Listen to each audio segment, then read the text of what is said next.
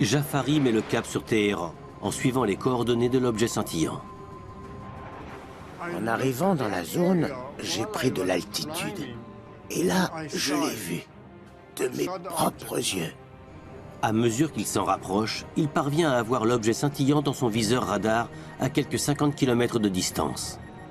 Sur le radar, le signal était aussi imposant que celui d'un Boeing 707. Ce n'est pas la première fois qu'il capte un signal aussi gros qu'un avion commercial. Mais d'après la note de service de Mouhi, la taille de l'objet était difficilement appréciable du fait qu'il brillait intensément. Il scintillait tellement que je n'arrivais pas à voir le fuselage. Une fois à proximité, Parviz Jafari est littéralement stupéfait.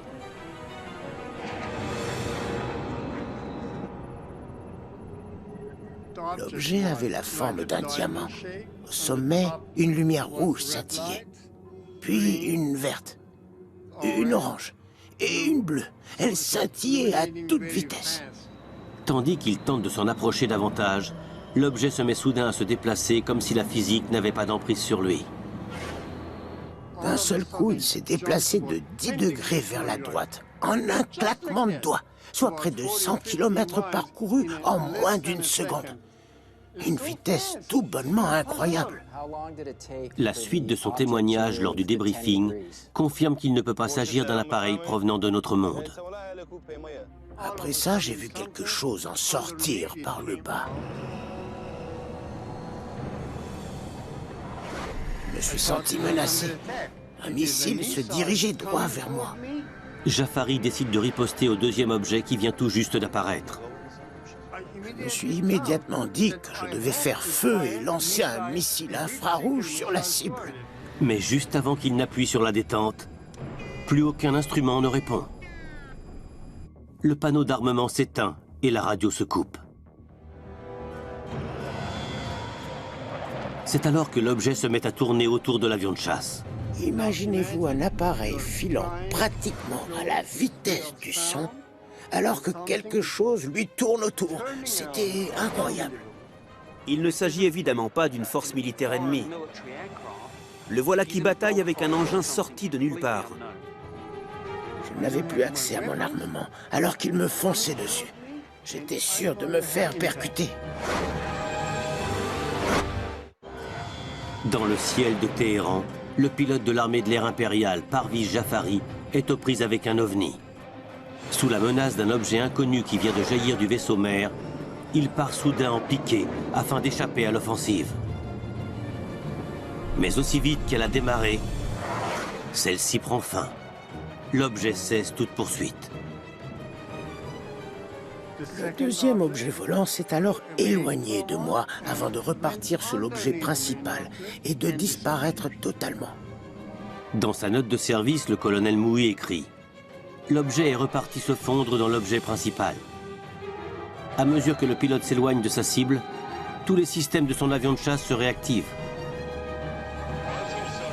Lorsqu'il rappelle la tour de contrôle, on lui passe le général Yousefi qui lui ordonne de rentrer à la base. Je lui ai demandé où il voulait que je me pose, à Téhéran ou bien à ma base d'origine, près d'Hamadan. Il m'a répondu « Vous avez ordre de vous poser au plus vite à Téhéran. » Au moment où Parviz Jafari entame son approche, l'incroyable se produit. J'ai vu apparaître un petit objet circulaire qui se dirigeait tout droit vers le sol. Je me suis dit que je n'allais pas tarder à assister à une gigantesque explosion. Mais au lieu d'exploser, le nouvel objet finit par s'immobiliser totalement à quelques centaines de mètres du sol. Toute la zone alentour était éclairée. Le général Yousefi lui donne l'ordre d'inspecter l'objet avant de se poser. Jafari s'en est approché pour tenter de l'observer de plus près. Mais une nouvelle fois, ses instruments se sont éteints et plus rien ne répondait. Le colonel Mouhi indique qu'un vol commercial passant à proximité connaît les mêmes avaries. Au bout du compte, le général Yousefi lui a ordonné de faire demi-tour et de rentrer à la base. Mais Parviz Jafari n'est pas au bout de ses peines. En entamant sa descente sur l'aéroport Mehrabad, il aperçoit un nouvel objet volant. D'un seul coup, j'ai vu ce qui ressemblait à un cylindre, avec 2 points lumineux à chaque extrémité, et un en plein centre. Il prévient la tour de contrôle. J'ai hurlé à la radio. Qu'est-ce que c'est que cet engin droit devant moi? On m'a répondu, on ne voit rien. Qu'est-ce que c'est? On n'en sait rien, on ne le voit pas. Plus tard, il sera précisé que les contrôleurs ont vu eux aussi un cylindre dans le ciel. Dès le lendemain, Parviz Jafari est convoqué au débriefing auquel assiste le lieutenant-colonel Mouhi. Durant la nuit, l'incident a filtré dans les médias. Le 20 septembre 1976, le journal de Téhéran révèle qu'un membre de l'armée de l'air s'est adressé à la presse la nuit même de l'incident. La pression monte au sein des armées américaines et impériales qui cherchent à comprendre ce qui s'est produit. Le ciel était limpide. Pas un seul nuage, aucun avion à l'horizon, rien du tout. Pourtant, je ne voyais aucun moyen de faire atterrir mon avion. Parviz Jafari reconnaît qu'il était en grand danger. Comment atterrir? J'étais totalement perdu. Ce qui m'est arrivé là-haut, je n'en sais rien du tout. Je n'en ai aucun souvenir. J'ignore ce qui s'est passé pendant ce laps de temps. S'il s'est senti désorienté au moment d'atterrir, se peut-il qu'il ait été dans un état similaire précédemment? Jock Williams estime qu'il a tout simplement commis une erreur en essayant de faire feu. À mon avis, il n'a pas appuyé sur le bon bouton. Si on oublie de relever l'interrupteur général de l'armement, ou si on n'enclenche pas la bonne séquence, on aura beau appuyer sur la détente, il ne se passera rien. La note de service du lieutenant-colonel Mouhi ne sera pas considérée par le gouvernement américain comme un élément à classer top secret. 2 jours plus tard, un autre rapport rédigé par un certain colonel Mackenzie arrive par téléx à la DIA, l'agence du renseignement de la défense. Le colonel Mackenzie s'appuie sur les articles parus dans la presse et sur les témoignages de tierces personnes. Le document est pratiquement identique à la note de Mouhi. Une décision soudaine et discutable est alors prise. Les 2 rapports, diffusables au départ, changent de statut et deviennent top secret. Pourquoi jeter ainsi le voile sur ce qui s'est passé dans le ciel de Téhéran? En 1976, un ovni a été aperçu au-dessus de Téhéran. Il existe 2 documents quasiment identiques détaillant cet événement. Considérés à l'origine comme diffusables, ils sont soudain classés top secret par les autorités américaines. Une question subsiste. Pourquoi? 4 mois après l'incident, le public obtient une réponse. En janvier 1977, le commandant en chef adjoint de l'armée de l'air impériale, le général Azar Barzin, se livre à une surprenante révélation. Dans la transcription d'un entretien, il déclare que les États-Unis et l'Iran s'échangent officiellement des informations au sujet des ovnis. L'entretien se poursuit autour de la question qui taraude les autorités américaines. Nous avons fait une grande découverte. Un brouilleur capable de parasiter différentes fréquences à la fois. Mais une telle technologie nous étant inconnue, c'est incompréhensible. N'importe quel gouvernement serait prêt à verser des milliards de dollars pour une technologie capable de couper des instruments de bord et empêcher un pilote de chasse de faire quoi que ce soit. Mais ça ne s'est encore jamais vu. Est-ce pour cette raison que l'incident de Téhéran a fait l'objet d'une enquête approfondie et classée top secret? La mission première de l'agence du renseignement de la défense est d'avoir connaissance des capacités de l'ennemi, notamment en ce qui concerne la technologie en présence. 6 ans plus tard, le 31 décembre 1982, la DIA rend public un document éminemment important. L'agence du renseignement de la défense avait analysé la valeur et la dimension des différentes données collectées en Iran. Tous les facteurs les plus irréfutables concernant cette fameuse apparition d'un ovni sont minutieusement répertoriés dans l'analyse de la DIA. Elle évoque le crédit à accorder aux témoins de haut rang. Elle évoque des témoignages oculaires tous corroborés par un signal radar. Elle évoque un éventuel champ électromagnétique. Et elle évoque également l'extraordinaire maniabilité de l'objet volant. Dans la case « Remarque » du document, une phrase résume parfaitement le tout. Il s'agit d'un rapport exceptionnel. Cet incident rassemble tous les critères nécessaires à une étude valable des objets volants non identifiés. Cette phrase est véritablement cruciale. Elle contredit toutes les déclarations de l'armée de l'air faites dans les années 70. Une contradiction au cœur des différentes enquêtes menées au sujet des ovnis. À ce jour encore, Parviz Jafari est intimement persuadé d'avoir vu un appareil extraterrestre. Du fait de la vitesse de l'engin et de son extrême maniabilité, il n'a pas été conçu par la main de l'homme. Mais il ne subsiste aucune preuve concrète au-delà de ces témoignages. Lors de la révolution islamique de 1979, qui a entraîné la chute du Shah, de nombreux documents ont été perdus ou détruits. Plus de boîtes noires, plus de télémétrie, plus aucune donnée mécanique ou radar. Dans l'optique où le gouvernement américain aurait davantage de données, celles-ci sont toujours classées top secret. L'absence de preuves scientifiques continue de laisser planer le doute sur les témoignages de nombreux pilotes. En 1980, 4 ans à peine après l'incident de Téhéran, un autre pilote de chasse va soutenir l'invraisemblable. Ce document de la défense américaine a été archivé le 3 juin 1980. Il fait état d'une apparition d'OVNI en Amérique du Sud devant des centaines de témoins. Ville de La Joya, au Pérou, le 11 avril 1980. 1800 militaires et employés civils se trouvent sur la base aérienne Mariano Melgar lorsqu'un objet de forme arrondie est repéré en plein milieu d'une zone d'exclusion dans la matinée. Au départ, tout le monde s'est dit que c'était un ballon sonde. Mais la principale crainte était celle d'un appareil espion. S'agissant d'un complexe militaire extrêmement sensible et d'une zone d'exclusion aérienne, l'armée de l'air l'a pris comme une agression. Le pilote Oscar Santamaria reçoit immédiatement l'ordre de décoller et d'abattre ce qui ne peut être qu'un ballon espion. À cette époque, la base Mariano Melgar est un point stratégique au Pérou. On y stocke des armes et des avions de combat soviétiques flambant neufs. Santamaria se précipite pour intercepter l'appareil avant que celui-ci ne s'approche des installations militaires.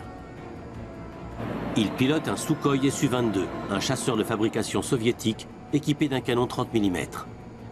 Quand j'ai atteint les 8000 pieds d'altitude, j'ai lancé la manœuvre d'attaque.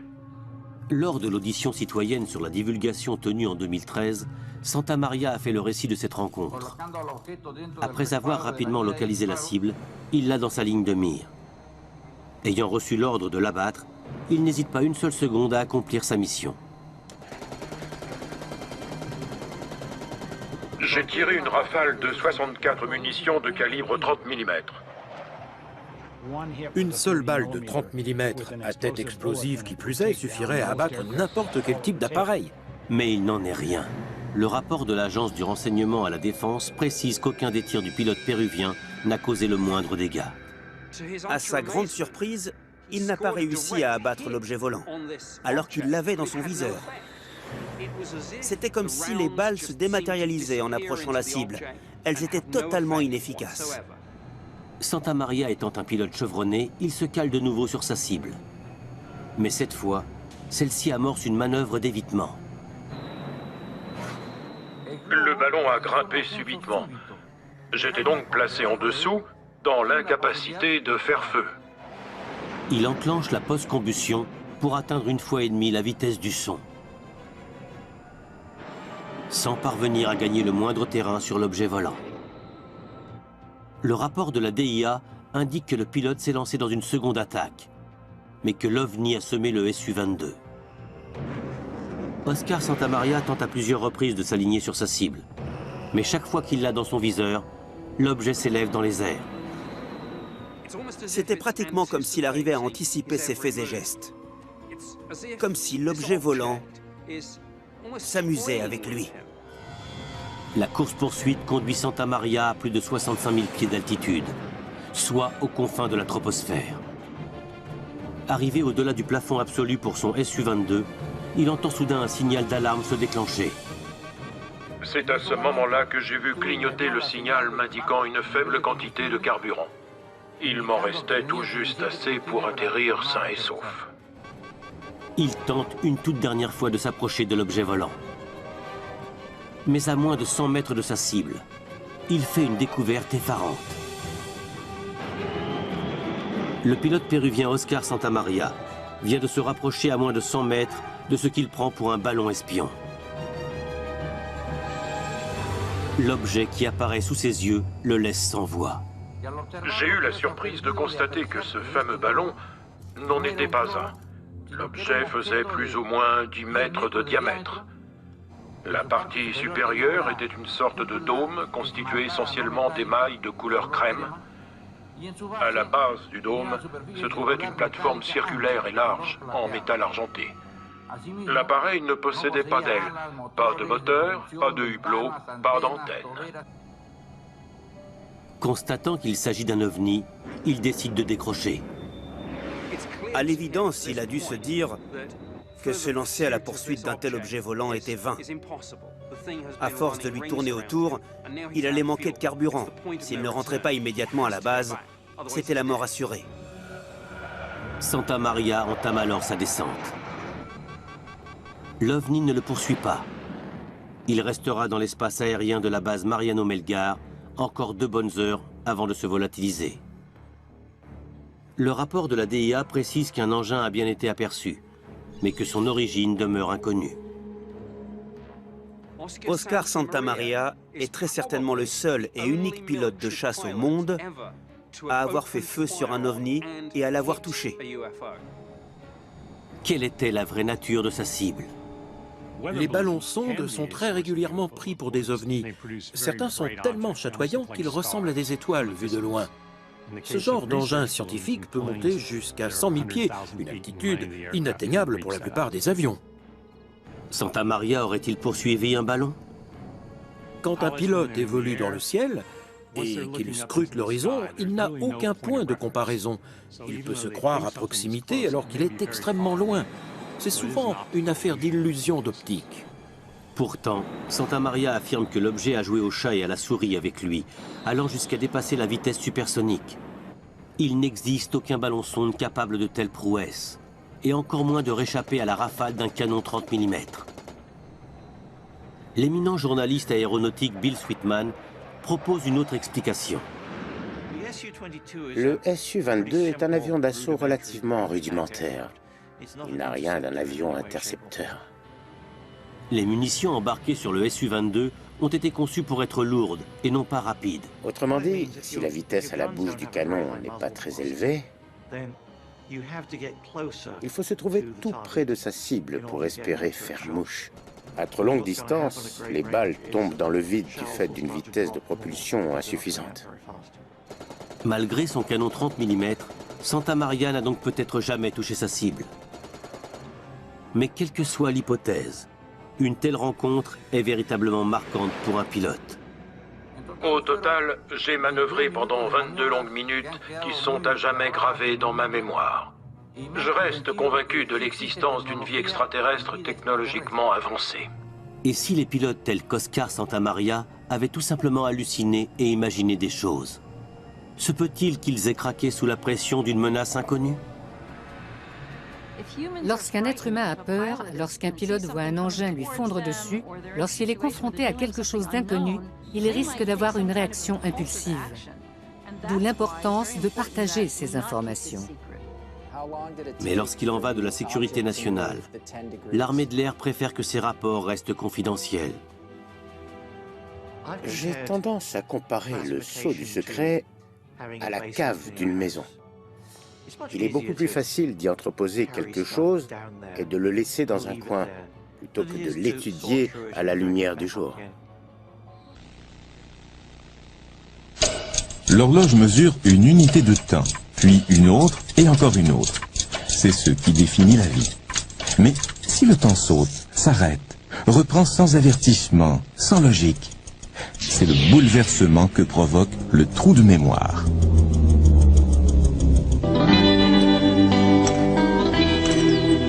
Pour ceux qui l'ont vécu, c'est plus qu'un mystère, c'est un problème.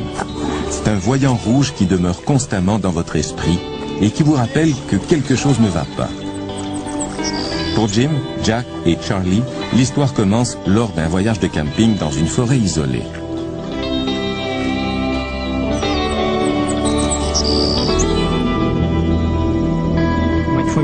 Mon frère jumeau Jack, deux de nos amis et moi-même sommes allés faire un voyage de camping et de canot dans le parc provincial de Baxter, dans le nord du Maine. C'est dans une région sauvage.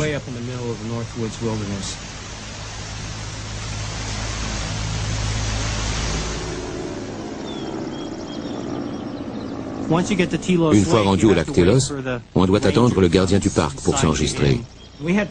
On avait prévu aller à la pêche à la truite dans un lac appelé Smith Pond. Quand le gardien a vu que c'est là qu'on voulait se rendre, il nous a dit qu'on ne pouvait pas y aller. On s'est dit qu'on irait quand même y jeter un coup d'œil, et c'est là que les choses ont commencé à mal tourner. Une couple de nuits plus tard, on a décidé tous les quatre d'aller pêcher sur ce lac. On a fait un énorme feu pour pouvoir retrouver notre chemin. On a pris notre canot, puis on est parti. On était sur l'eau depuis quelques minutes seulement. C'était très marécageux. Il y avait des arbres et des racines sous l'eau. Un endroit dangereux. On était là depuis une vingtaine de minutes, pas plus. Je faisais passer le rayon de lumière de la lampe de poche sur l'eau pour détecter un coin où il y aurait du poisson. Comme je regardais dans l'eau, un des gars a crié « Mais qu'est-ce que c'est que ça ?» Quand je me suis retourné pour voir de quoi il s'agissait, j'ai vu au bout du lac, juste au-dessus des arbres, une énorme sphère lumineuse, de la taille d'une maison à 2 étages. Ça n'émettait aucun bruit. Et ça flottait dans les airs. On était dans le sens du vent. Pas de ronronnement, de bourdonnement, de sifflement, de vrombissement, absolument rien. Au début, on a essayé de rester calme. Qu'est-ce que ça peut bien être? Je savais tout ce que ce n'était pas. Ce n'était pas un hélicoptère. Ça ne se déplaçait pas comme un ballon météo. Dans toute ma carrière militaire, je n'avais jamais vu cet engin et je n'en avais jamais entendu parler. Puis je crois que Charlie a dit « Et si je lui envoyais un signal avec la lampe de poche ?» Nous avons répondu que c'était une bonne idée. J'ai envoyé le signal et un rayon de lumière a jailli par en dessous. Il clignotait. Et aussitôt qu'il a envoyé le signal, la chose a commencé à se déplacer vers nous. J'ai empoigné la rame du canot et j'ai commencé à ramer, le plus fort possible. Je concentrais mon regard sur le feu.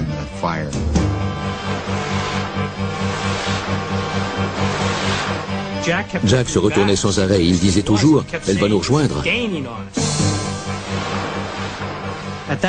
À ce moment, je crois qu'on était en état de panique. On ramait comme des fous pour s'éloigner. J'entendais les gars pagayer avec leurs mains derrière. L'eau éclaboussait. Ils criaient « Rame, Charlie !» Elle a fait un saut étrange dans l'espace. Elle gagne du terrain, presque au-dessus de nous. La lumière nous enveloppait. Elle ne peut pas faire ça. Les choses ne font pas ça. La lumière allait toucher l'arrière du canot. On ne pourrait pas l'éviter.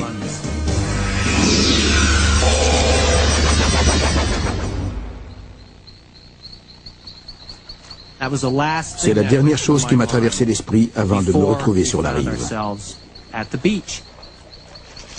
Il l'avait distancié, du moins le croyait-il. Alors on est sorti du canot et quand on s'est retourné, la chose était juste là, en face de nous. En fait, elle planait juste au-dessus de l'eau, à une 50aine de mètres. Puis elle a fait un drôle de mouvement. On aurait dit qu'elle implosait. Elle a fait comme ça. Puis elle a réapparu encore plus haut dans le ciel, une lumière aveuglante. On aurait dit qu'elle montait, elle prenait de l'altitude d'un mouvement saccadé. Puis elle a complètement disparu, comme un éclair. C'est difficile à décrire. On se tenait là, debout, et on se demandait ce qui avait bien pu se produire. On était comme en état de choc. Puis, ils réalisent qu'ils ont perdu la notion du temps. Le feu est leur premier indice. Quand on est revenu au feu de camp, il ne restait que des braises. Ça nous a paru étrange, parce qu'entre le moment où on est parti pêcher et le moment où on est revenu, il ne s'était écoulé que 15 ou 20 minutes. J'en étais certain. Il aurait dû y avoir encore des flammes d'au moins 2 mètres. On n'a jamais réussi à expliquer ça, c'est un mystère. Come on, girls. Come on, Mares.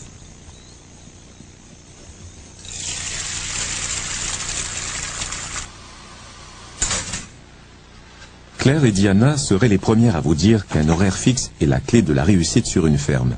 Mais une nuit, Claire perd 2 heures de façon mystérieuse. Cette perte de temps a non seulement perturbé leur vie, mais elle a aussi menacé son équilibre mental. Tout comme les Weiner, tout commence avec une lumière.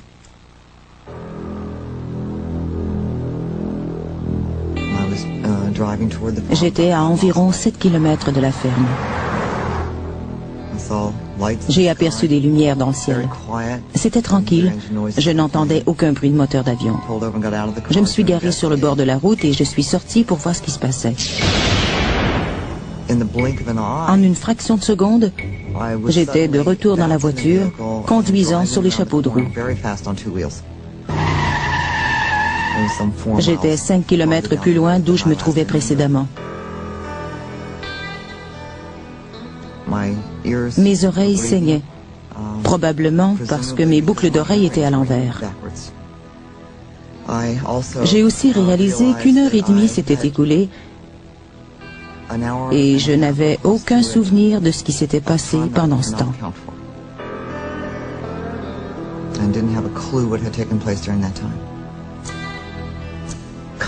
En rentrant à la maison, je crois que ma première réaction a été de dire « Merci mon Dieu, j'ai réussi à rentrer chez moi en un seul morceau. J'ai mal au ventre, j'ai peur, je suis folle. »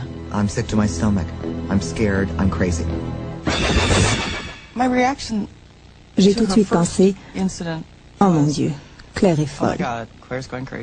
Je lui donne trop de travail, il se passe trop de choses. Elle a besoin d'un congé. » J'ai tout de suite pensé « Oh mon Dieu, Claire est folle. Je lui donne trop de travail, il se passe trop de choses. Elle a besoin d'un congé. »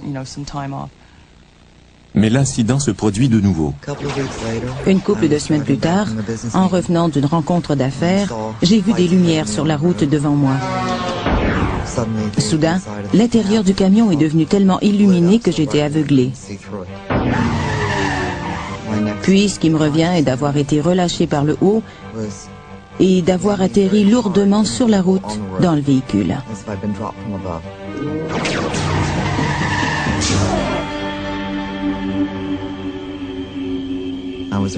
J'avais peur de leur raconter que ça s'était produit une autre fois. Je ne voulais pas qu'ils me croient folle.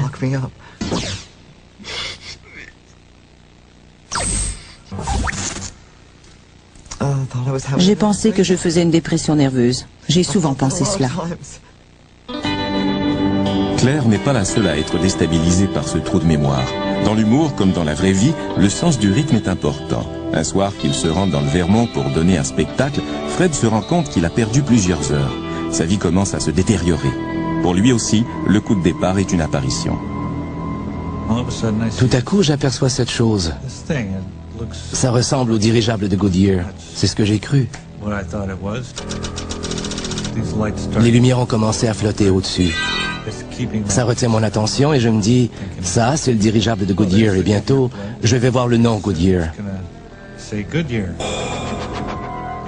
En quelques secondes, il était réduit à la grosseur d'un ballon de volley-ball. Et je me dis, ce n'est pas un dirigeable. Juste au moment où il s'approche, un avion militaire s'amène. Et comme il arrive dans le champ de vision, le présumé dirigeable se dirige vers le nord et s'éloigne de l'avion en un temps record. Il est parti.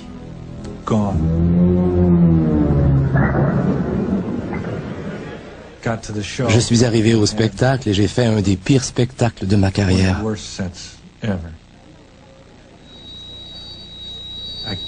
Je n'arrivais pas à utiliser le microphone. Chaque fois que je voulais le prendre dans ma main, quand j'arrivais à la chute de mon histoire, il y avait un court-circuit. Alors j'ai dû laisser le micro sur son support pendant le reste du spectacle. L'autre gars s'amène et n'a aucun problème avec le micro. Il le prend dans sa main et tout fonctionne bien.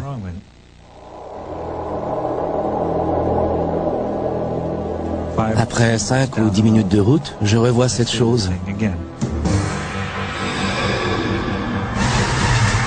Les lumières flottent au-dessus. Ils l'enveloppent complètement. Puis, quand tout est éclairé, elle commence à descendre en biais. Ce n'est pas un dirigeable. Et ça descend toujours, et je la regarde. Elle est en chute libre. Elle va s'écraser.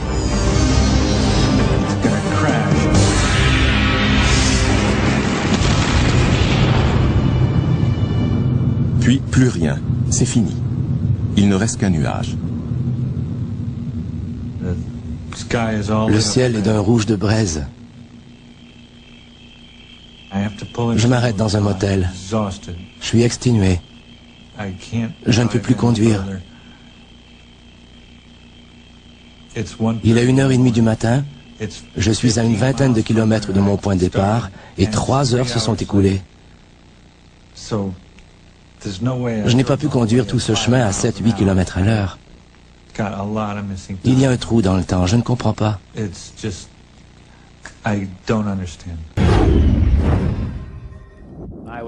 On m'a conduit au site, on m'a expliqué son fonctionnement, et puis on m'a montré en quoi mon travail allait consister.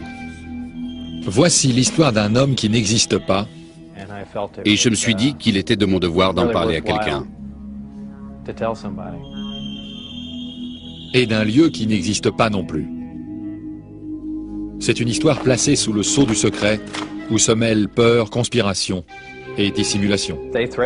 Ils ont menacé de tuer ma femme. Cachés en plein cœur d'un désert américain, Ils m'ont dit que rien ne les arrêterait. l'accès est défendu par des hommes armés autorisés à tirer sur les intrus afin de garder cet endroit top secret. Ils étaient complètement fous et totalement incontrôlables.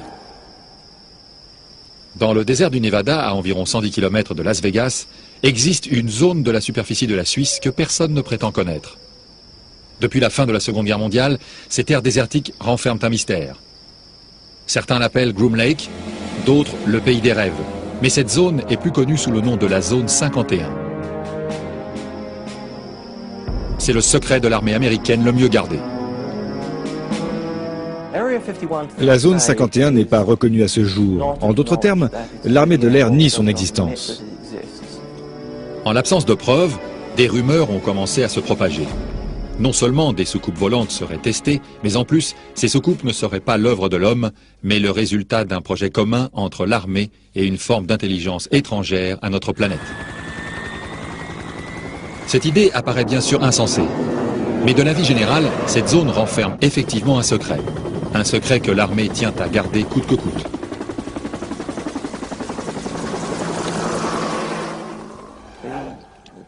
Cette base militaire, appelée Zone 51, fut établie dans le désert du Nevada en 1954. Elle devait servir de zone d'essai pour tester l'avion espion U-2. Ce modèle avait été mis au point par la Lockheed, une société d'aéronautique au service de la CIA. À cette époque, et surtout dans le Nevada, des milliers d'hectares étaient totalement déserts. C'était bien avant que Las Vegas ne devienne une grande ville. C'était donc l'endroit idéal pour éviter les curieux. On n'utilisait pas encore les satellites, il était donc possible d'effectuer des activités secrètes en toute tranquillité. Au cours des dernières années, les curieux affluent autour de la zone 51. Ils se retrouvent au Little Alien dans la petite ville de Rachel. Ils se racontent leurs histoires, achètent un souvenir d'extraterrestres, ou bien encore, ils échangent leurs points de vue sur les diverses théories de conspiration. Certains ne retournent jamais chez eux. Passionnés d'OVNI, ils se laissent envoûter par les récits fantastiques qui entourent la zone 51. Les activités de la base concernent essentiellement l'élaboration de nouveaux avions espions et d'avions furtifs. Mais il existe une partie qui est située un peu plus au sud du complexe de Groom Lake. Il possède, à défaut d'un meilleur terme, une technologie extraterrestre.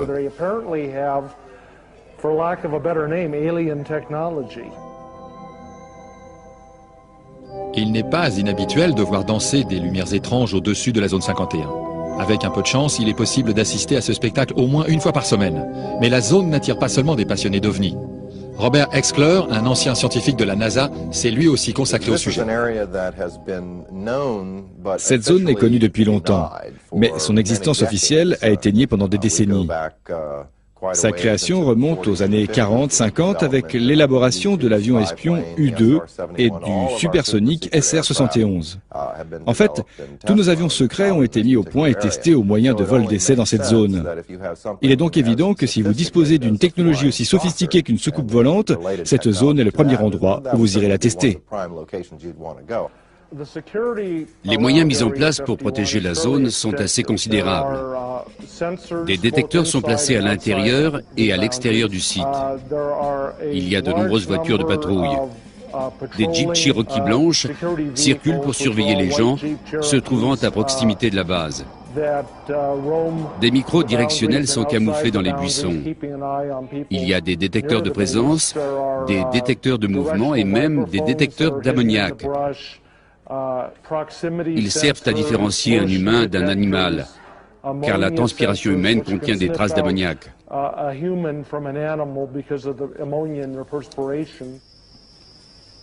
Ces niveaux de sécurité extrêmes s'appliquent également aux personnes travaillant sur le site.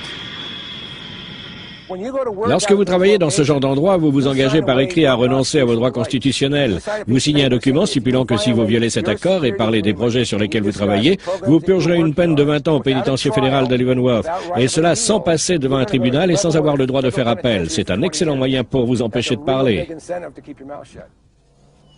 Un homme n'a pas su tenir sa langue. Ce physicien et ingénieur a non seulement affirmé avoir travaillé sur le site de la base 51, mais il a aussi déclaré avoir travaillé sur le projet le plus top secret de l'armée, les soucoupes volantes. Il s'appelle Bob Lazar. C'est un homme peu ordinaire dont le passé comporte beaucoup de zones d'ombre. Il déclare n'avoir jamais tiré profit de cette histoire, mais pour beaucoup, son récit ne tient pas debout et il n'est qu'un illuminé de plus. En fait, vous êtes plongé dans un autre monde. Vous savez qu'il existe un autre univers et qu'il y a une vie ailleurs. Mais de retour chez vous, vous devez faire comme si tout cela n'existait pas. Je voudrais que les gens connaissent la vérité. Bob est un homme relativement sérieux. Il a de l'humour, mais ce n'est pas pour autant un rigolo. Je le connaissais bien avant qu'il ne travaille dans ce programme. Je connaissais sa famille et la famille de sa femme. Quand il travaillait à Los Alamos, il m'a emmené avec lui et j'ai rencontré ses collègues de travail. Je n'ai jamais mis en doute la véracité de cette histoire, ni même pensé un seul instant qu'il ait pu l'inventer. J'ai toujours pensé que les soucoupes volantes étaient le produit d'une imagination fertile. Je n'y croyais pas, ça ne m'intéressait pas. D'ailleurs, ça ne m'intéresse toujours pas. Mais maintenant, j'y crois fermement. Je travaillais dans le laboratoire sur le réacteur et un des amplificateurs gravitationnels qui provenaient de la soucoupe. Je passais toutes mes journées dans le laboratoire. Mais un jour, j'ai été autorisé à pénétrer dans le vaisseau, afin de voir comment s'intégraient les systèmes dans l'appareil et vérifier si leur emplacement jouait un rôle sur leur fonctionnement. Il y avait une trappe, une ouverture, dirons-nous. La porte n'était plus là. Visiblement, elle avait été enlevée, ou même n'avait jamais existé. Il y avait une échelle pour accéder à l'intérieur. J'ignore donc comment le vaisseau se fermait. Et j'imagine simplement qu'ils avaient enlevé le panneau d'ouverture. Manifestement, cet engin était conçu pour être piloté par des êtres d'une taille inférieure à celle d'un homme. C'était un endroit très exigu. Il y avait un niveau inférieur. Une petite partie du plancher s'affaissait et s'ouvrait. J'ai passé ma tête et mon buste à l'intérieur pour voir comment les amplificateurs gravitationnels étaient maintenus à l'envers. C'est à ce moment que l'un des éléments est devenu transparent. Des techniciens étaient présents. J'ignore totalement ce qu'ils faisaient. Et puis, quelque chose s'est mis à défiler sur l'écran. Apparemment, le revêtement du vaisseau, sous un influx électrique ou un autre facteur, pouvait devenir transparent. Peut-être pour voir à l'extérieur, ou bien pour faire office d'écran vidéo. Tout cela était plutôt incroyable. Quand je suis sorti de l'appareil, la coque avait à nouveau l'aspect d'un simple morceau de métal.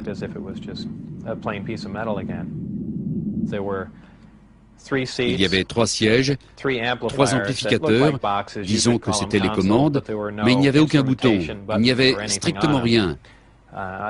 Et pour ajouter à tout cela, je n'ai vu aucune installation électrique. Les sièges n'étaient pas très grands. Ils étaient 2 ou 3 fois plus petits qu'un siège normal. Marcher dans cet appareil me procurait une sensation désagréable. J'avais l'impression de ne pas être à ma place. En même temps, c'était très excitant, je ne peux pas dire le contraire. Mais j'ai vraiment eu l'impression d'être plongé dans une autre dimension. Toutefois, Bob Lazar a toujours insisté sur le fait qu'il n'avait jamais vu quoi que ce soit qui puisse ressembler à un extraterrestre. On m'a emmené dans le hangar pour assister à un des tests. L'appareil était posé sur le fond de l'ancien lac. Il a décollé sans faire de bruit. Il est resté en suspens dans les airs, puis il est redescendu se poser au sol tout en douceur. C'était vraiment impressionnant. C'est comme si vous voyiez une maison se détacher du sol sans faire aucun bruit. Vous ne pouvez pas imaginer la puissance nécessaire pour effectuer un décollage sans produire aucun son. Je suppose que des hommes étaient aux commandes de cet engin. D'une manière ou d'une autre, ils ont réussi à s'installer dans les petits sièges, ou bien ils se sont assis ailleurs.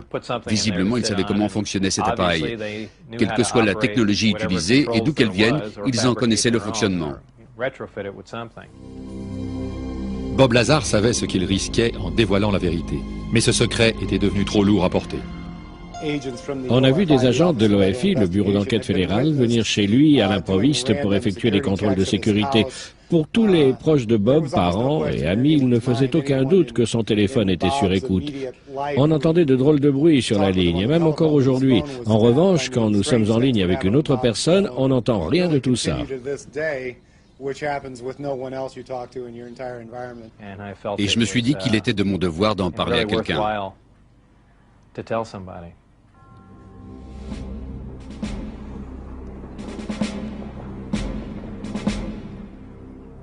C'est ainsi que Bob Lazar a décidé d'emmener des amis proches faire une petite excursion de nuit. Je crois qu'il était 20h ou 21h. Ce devait être un mercredi du mois de mars 1989. Nous sommes partis avec Jane Huff, John Lear et mon ex-femme. À cette époque, il n'y avait pas de pancarte. Personne ne connaissait la base. On ne parlait pas des extraterrestres. Le Little Alien n'existait pas. Il y avait seulement le bar-restaurant de la ville de Raychol. Vous pouviez vous aventurer en voiture beaucoup plus loin que ce n'est le cas aujourd'hui. Il n'y avait pas de patrouille de sécurité, la zone n'était pas surveillée. Nous sommes allés assez loin, et d'où nous étions, on voyait très bien ce qui se passait.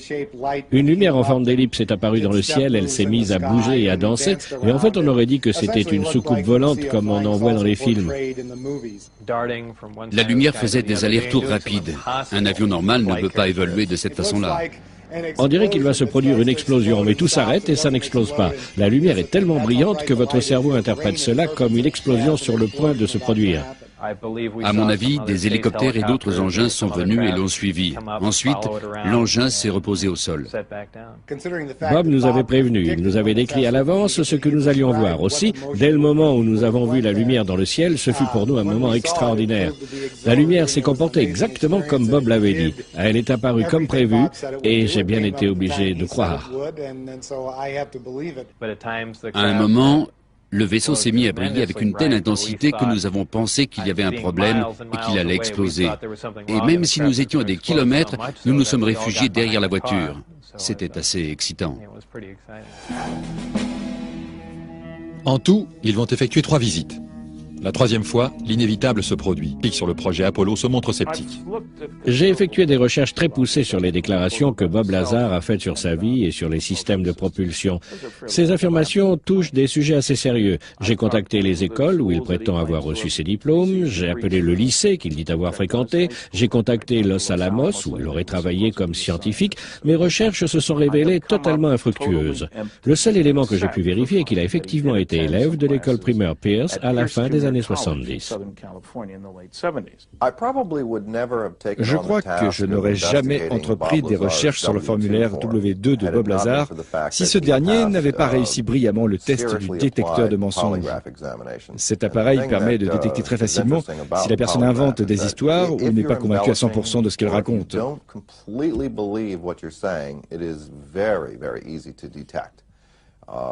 On peut donc déterminer ce degré de conviction et savoir si la personne est absolument certaine de ce qu'elle dit se rappeler. Et c'est exactement le cas de Bob Lazar.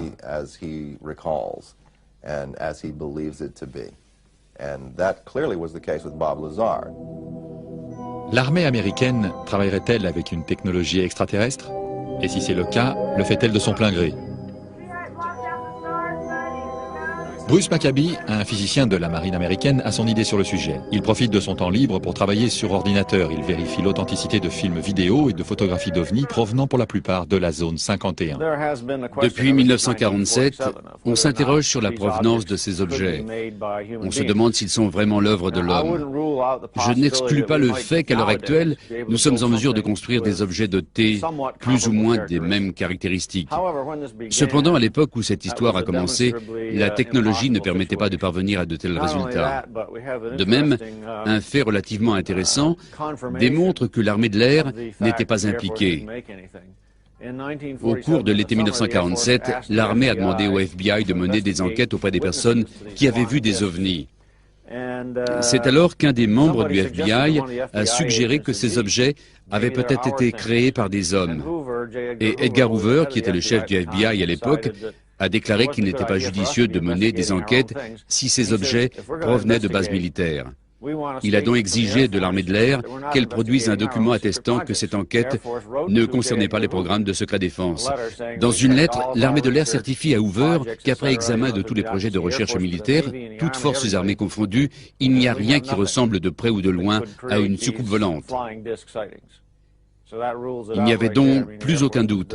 L'armée de l'air affirmait qu'elle n'était pas impliquée dans cette affaire et que ce sujet la préoccupait comme tout le monde. Edgar Mitchell connaît bien l'espace et la technologie de pointe. C'est un ancien astronaute et aussi le 6e homme à être allé dans l'espace. Il a participé à la mission Apollo. Et depuis qu'il n'est plus de la partie, il tente de percer le mur du secret.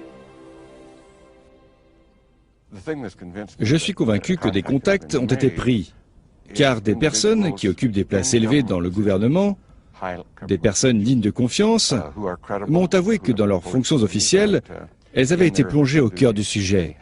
Elles aimeraient raconter leur expérience et ne plus être tenues au secret. Mais jusqu'à nouvel ordre, elles ne peuvent absolument rien dévoiler du tout. J'ai reçu une multitude d'appels de personnes qui ont travaillé à la base. Celles que j'ai rencontrées pour les interviewer et pour parler ont travaillé à la base dans les années 50, 60, 70 et 80. À quelques détails près, elles disent toutes la même chose. Leurs récits n'ont pas la même teneur que l'histoire de Bob Lazar, mais la plupart se recoupent.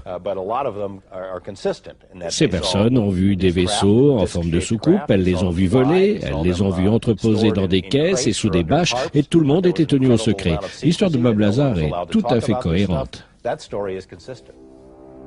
Bob Lazar dit-il la vérité? A-t-il inventé toute cette histoire? A-t-il été utilisé par le gouvernement pour faire de la désinformation? Ou bien est-il le porte-parole involontaire d'un gouvernement désireux de nous préparer à un événement encore plus colossal? C'est un homme intelligent qui nous raconte un beau conte de fées. La majorité des gens qui donnent foi à ces dires n'ont fait aucune vérification et acceptent l'idée que le gouvernement ait pu effacer son dossier.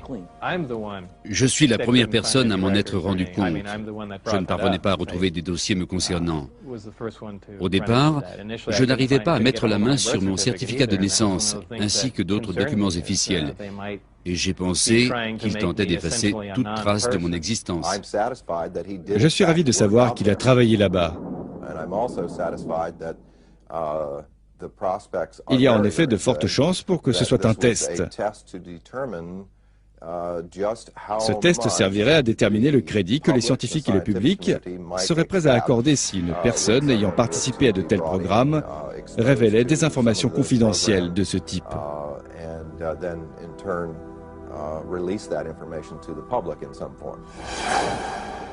Si effectivement on nous prépare à entendre d'incroyables révélations, de quoi s'agit-il? Pour moi, il ne fait absolument aucun doute que nous avons été et continuons d'être visités par des extraterrestres. En revanche, nous ignorons tout de leurs motifs et de ce qui se passe exactement.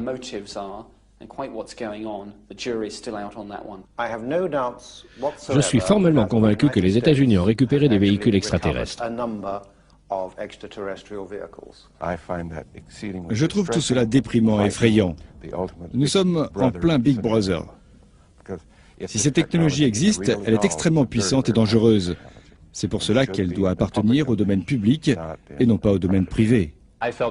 Je savais que j'étais privilégié de participer à ces programmes, mais l'atmosphère était très oppressante. Les mesures de sécurité étaient très poussées. Et de savoir que vous ne pouvez parler à personne, que vous êtes sur table d'écoute et tout ce qui s'ensuit, à la longue, il devient très difficile de supporter cette situation. Le plus dur est de travailler en plein cœur du 28e ou du 29e siècle, tout en vivant au 20e siècle. Même si Stanton Friedman se montre sceptique vis-à-vis de Bob Lazar, les activités de la base 51 ne font aucun doute pour lui. Je ne serais pas étonné d'apprendre qu'une partie de la vérité se trouve dans le désert du Nevada, près de Groom Lake. C'est l'endroit idéal. C'est un lieu isolé et sous haute surveillance. Il réunit donc toute qualité requise pour examiner à loisir des soucoupes volantes, en reconstituer de nouvelles ou les faire voler.